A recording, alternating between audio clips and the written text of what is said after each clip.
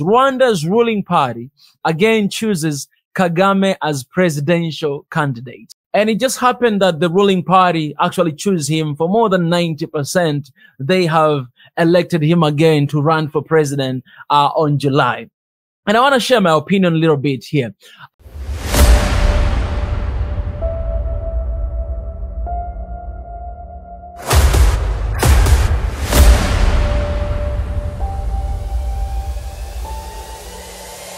This is the journey to One Africa. Everybody, this is Mika. Welcome back to SNOA, and let's get right into it. So, couple of days ago, I've released a video that says why President Paul Kagame of Rwanda is the most controversial president in Africa. And I want to appreciate for all of your comments, for everything that you guys let me know in the comment section. I've been going through the comments, on TikTok, Instagram, and here on YouTube. And I'm just fascinated by the opinion, your opinions, guys, your comments. It's always really wonderful to see different perspective and everything. And today I'm here again, to talk about the president of Rwanda, Paul Kagame, because there's this news that happened actually 2 days ago. But right now, you guys, we're in Zambia. So due to tight schedules, not able to cover it. But today I'm going to read out for you guys. Rwanda's ruling party again chooses Kagame as presidential candidate. So you guys, that Kagame became president in 2000 until right now. He's actually been in the regime for 24 years, and he can actually run again, I think, for two terms, right? And he is 66 years of age. And it just happened that the ruling party actually chose him for more than 90%. They have elected him again to run for president on July. And I want to share my opinion a little bit here.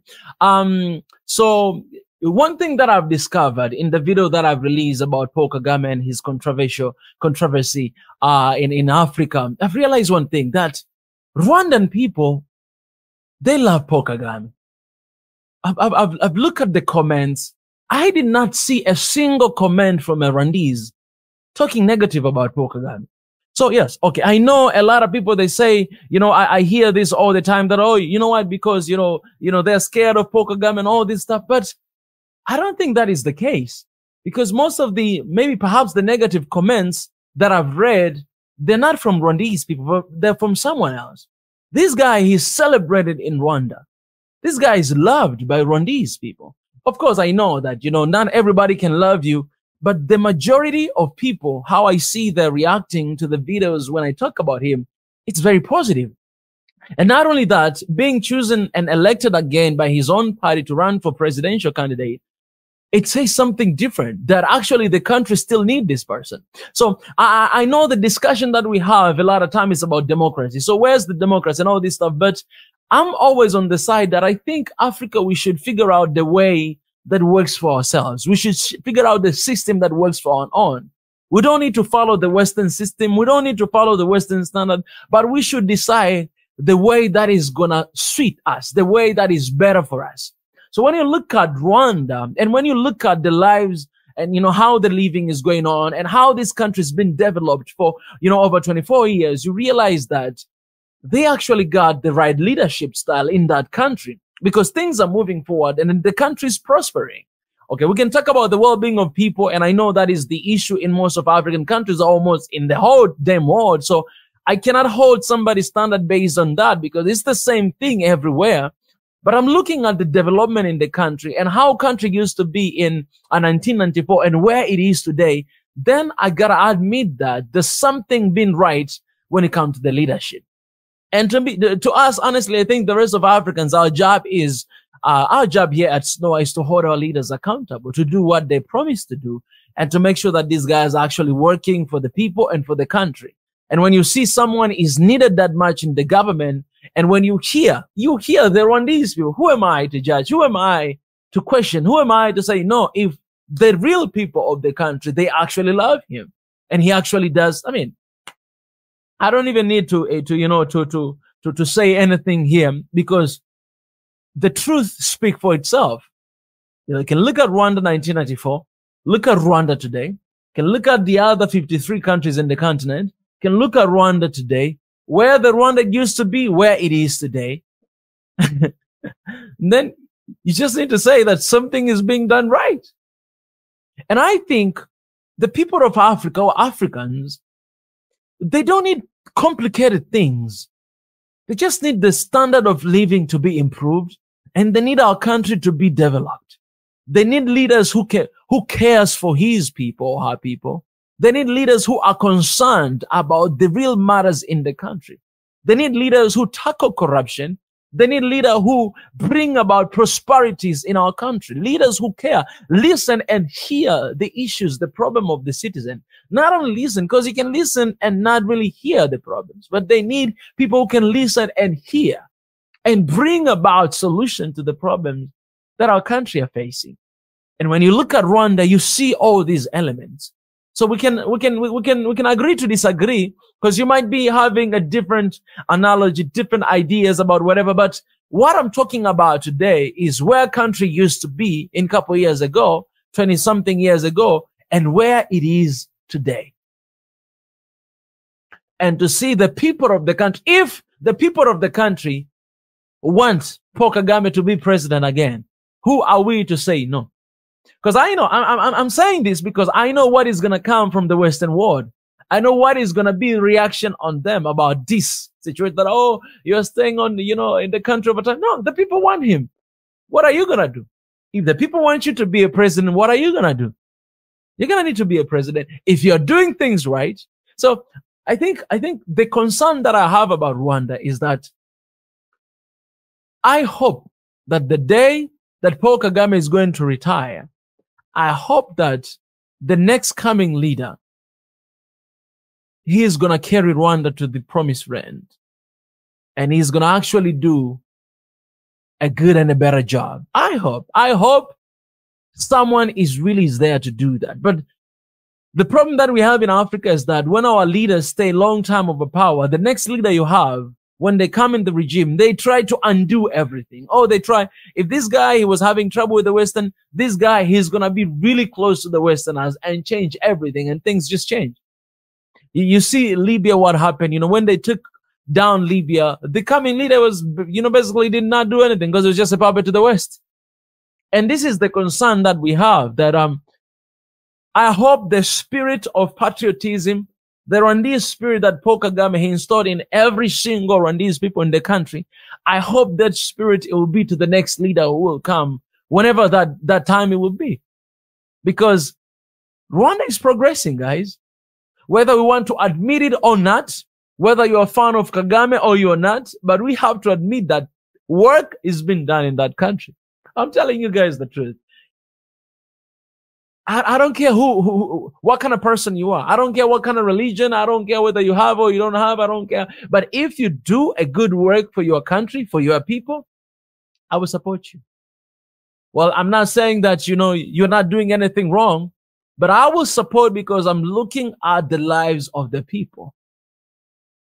Coming from 1 million people being killed to where it is today, a huge work has been done to the country. It takes a lot of leadership. It takes a lot of discipline. It takes a lot of work, not only of a leader, but a single individual people to work so hard to bring the country where it is today. And to be honest, one of the countries that is in my top list right now is Rwanda. I've never been so fascinated by this country like right now. And I think because I had to go through back the history to lead again and again, when I gave my opinion about Congo and Rwanda. And then I just had to go again and again and look. And I realized that, man, this is the time to actually learn something. This is the time to actually go and see. Right now we're in Zambia, but I surely know that the next target will be Rwanda one day. Because these stories that we talk about, this history that we read, we need to go and to see with our own eyes. And your family, you need to come with us to see what is really happening, what is really going on. So I think the only thing that I gotta say, you see the direction of these things. And I want us to be very careful from right now all the way to July, the next election in Rwanda. I want us to pay attention, close attention what is happening. The accusation to Rwanda done by Americans and done by, France. And now, him being elected again to be a president on July. It is there's something very significant is going on right now. And I think we need to keep our eyes open, our ears open to actually see what is happening in Rwanda. And my call to all Africans is that, guys, you know, every time when I talk about the Battle of Adwa, Ethiopia, when they win over Italians, you know, and they were not colonized until right now, you know, I always talk about this battle and this victory is not only for Ethiopians, it's for Africans. And I think we should take Rwanda case as well, not only for Rwandese, but we as Africans, we should celebrate what has happened in Rwanda. It's a progress.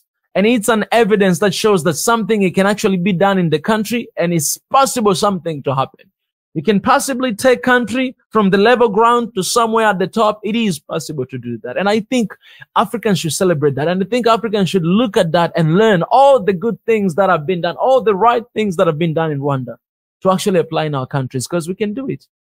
We can do it. So I think officially I'm taking Rwanda as a, you know, case study that it is possible to bring development in the country. It is possible to actually change the mentality of the people. You know, people who before killed one another because of the tribe, now you cannot even talk about tribes among them. They live as one people. It is possible to live like one people. And it took only 3 decades for that to happen. It is possible to do that. For the rest of African countries, you know, I know Ethiopia is struggling with tribalism. It is possible to do that. If we say, you know, enough is enough. We don't want 1 million people to die for us to realize that, okay, we should not entertain tribes. No, we should realize right now, we should look at other countries, how they've done it, and we should adapt that, that system for ourselves to survive. And finally, I will say this, man.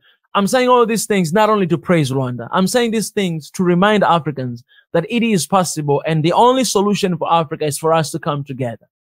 All right. If Rwanda has done that, the rest of the continent can do that. And for us, in order for us to survive, in order for us not to be humiliated by the West or by other foreign power, we need to come together. We've released a news here of Zimbabwe president being sanctioned. We released a video here about Rwanda being sanctioned. And right now, Ghana is going through that tension because they rejected LGBTQ.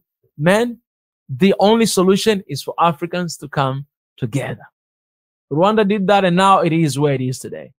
Africans, we need to come together. If one leader can do that to the country, then what's going to happen if 54 leaders will come together to leave our differences behind and to work toward a goal, the right goal that we want for our continent and for our countries? So I gotta say this, man. You know, kudos to Rwanda, because this is not an individual effort, but this is the collective effort of the whole people. And man, I have friends, you know, very close friends, you know, from Rwanda. And, you know, every time they talk about their country, you can see that these people are proud. You can see that these people, they love their country. And I think this is the spirit that we need to teach to our kids. This is the spirit that we need to be reminded in our countries, that we need to be patriot. We need to give everything we got for the continent of Africa. We need to do that. Otherwise, somebody else will take advantage of us, and we cannot blame them, but we must blame ourselves. So guys, let me know in the comment section, what do you think about the Paul Kagame running for president again? What do you think? In July, he pretty much going to be a president again for another time. He has been in the regime for 24 years, so he's going to be basically, you know, for a long time. Let me know, what are your thoughts? What do you think about the system of democracy? Do you think Africa, we should just go with the way that we want, or we should adapt the way that they want us to go through? Because that's what they're going to talk about all the time. But mind you, right now he's becoming a president because they changed constitution in 2015. That means he is going to be a president constitutionally, legally, not illegally. I want to know your thoughts, guys. Let me know in the comment section. And to Rwandese people, cheers to you guys. I'll see you guys very soon.